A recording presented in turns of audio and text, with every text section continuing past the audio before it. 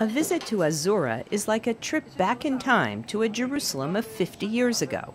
The Turkish Jewish food is cooked in special pots on top of kerosene lighters called pitiliot. It's a type of slow cooking that brings out the flavors. The food here is from eastern Turkey, the area of the Kurds, the Turks, and the Syrians, and is influenced by all of them. All of our dishes are Kurdish Jewish or Turkish Jewish, but it's also Israeli. Take the sofrito. It's a Spanish dish that Jews from Spain brought with them, of meat and potatoes cooked all night on a low flame, and it became Israeli. Azura is named for Shabi's father, Ezra, who came to Israel in 1947. He still pops in occasionally. Ezra opened a nearby restaurant in 1952, serving only hummus and bean soup, and these dishes are still on the menu. Shabi says he learned to cook from his father, who learned by watching other chefs. Our idea is to make simple food, not complicated modern food. This is the same food that was made 200 years ago, and we just serve it a little differently. Shabi lives nearby and opens the kitchen at 3:30 a.m. By 6, he's already visited the market and bought his vegetables and spices for the day.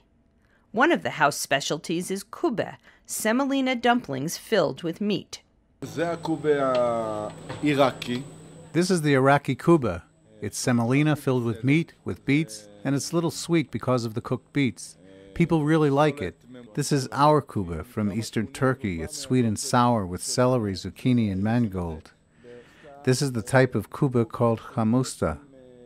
It's sour and more Kurdish than Iraqi. And here's the Syrian Kuba. It's big and has meat with spicy chickpeas inside. Shabi says Azura serves thousands of customers a week. Simon Tal, who lives near Tel Aviv, says the drive is worth it. The food is fantastic. It reminds me of my mother's cooking. Only mother can cook like this. It cooks very slowly on kerosene, the way it used to be done. With slow cooking like this, you get amazing results. There are long lines on weekends, and even during the week the restaurant is crowded. Dina Shefet's family has lived in Jerusalem for 8 generations. I come because it reminds me of my childhood home, of what my grandmother used to cook. They have a tradition of food here, with unique flavors and spices. I come here and I look around me at all these people whom I don't see in my day-to-day life. It helps me understand where I live.